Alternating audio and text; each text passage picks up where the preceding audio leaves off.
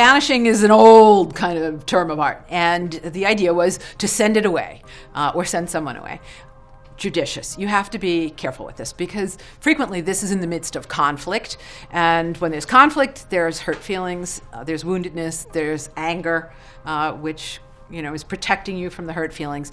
And a lot of it could be buried. You think you're coping, but you're not. And when you start to do banishing, I was a witchlet. I was a very young witch, and I put a banishing pentagram. I talked about it in Book of Shadows. I kept putting a banishing pentagram on the office door of my then boss, who was very difficult to deal with, to say the least. And he exploded out of his office after 3 weeks and fired me. And I was ready to quit anyway, so it was fine. But I learned.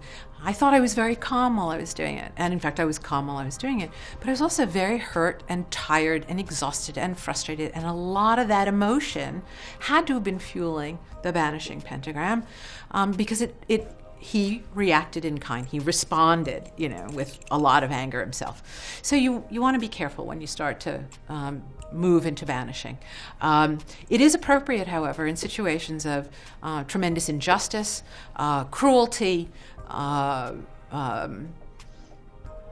when you are dealing with a situation of another person who is engaged in harm, in deliberate harm, and they need to be dealt with. And so a banishing or a binding, this is the other way of doing it, are two of the common ways in which no harm is inflicted on the other person. You are simply putting up, you're digging the moat, putting up the wall, and making it impossible for them to reach you, and you are sending the energy and sending the person away. Bad boyfriends, bad girlfriends, show them the door, change the lock, don't answer the emails. You have to act in accord. This is the key with all spells, is to act in accord. Your behavior has to be consistent with the desired goal.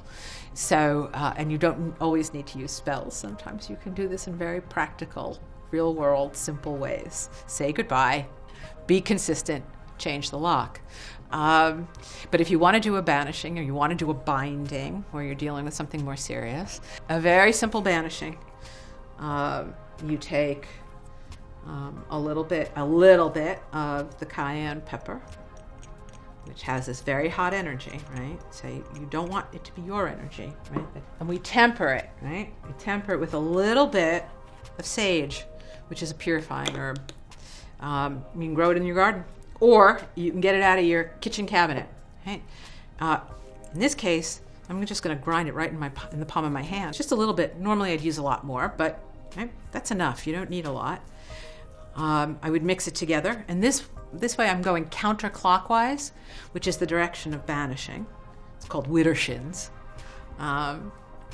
Wonderful old word. Counterclockwise. The opposite direction. The direction of diminution, right? And I would go outside, and I would blow it. All right? Hard. Be gone. 1, 2, 3, done. And then I wash my hands. And then I get on with my life. I don't linger, right? I don't devote any energy. If you want to banish it, if you want it gone, don't devote any energy to it. Move on to the next thing.